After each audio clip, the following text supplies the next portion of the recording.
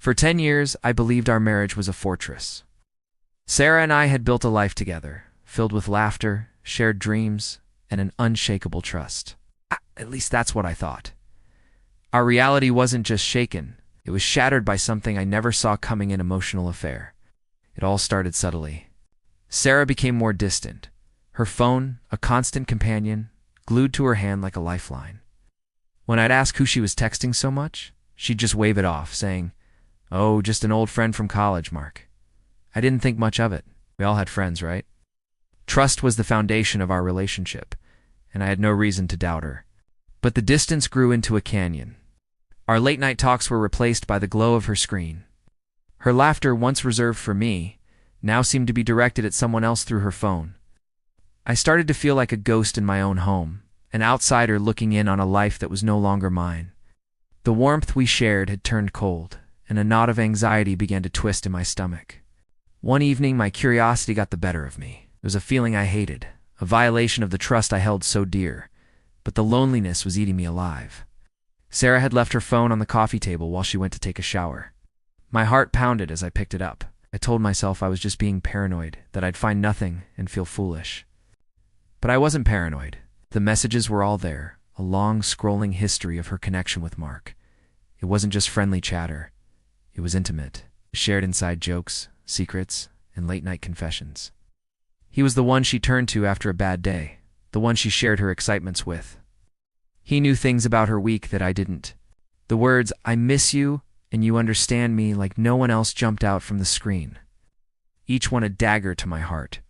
They hadn't crossed a physical line, but the emotional intimacy was deeper than anything I could have imagined. She was sharing her heart, her mind, her soul with another man. Our fortress had been breached from the inside, and I hadn't even heard the alarm. When she came out of the shower, I was just sitting there, her phone in my hand, the screen still lit up.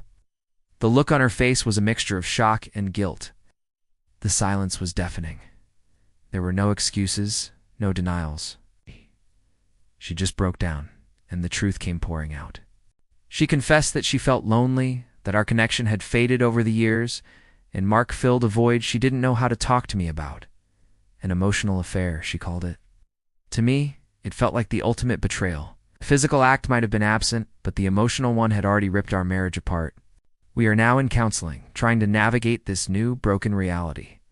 The journey is painful and uncertain. Rebuilding trust feels like trying to glue together a shattered mirror. You can see the cracks no matter how carefully you piece it back together. I'm sharing this not for sympathy, but as a warning. Emotional affairs are silent destroyers. They creep in through screens and whispered secrets, dismantling a relationship from the inside out. Protect your connection. Talk to each other, even when it's hard. Don't let the silence grow, because someone else might just start filling it. Our story is a testament to how quickly a reality built on trust can crumble when emotional intimacy is given away. I don't know if we can fix this, but I know that ignorance is not bliss. It's just a delay of the inevitable heartbreak. Thank you for listening to my story. If you've been through something similar or have thoughts on this, please share them in the comments below. And if you found this story meaningful, please like and subscribe for more real-life narratives.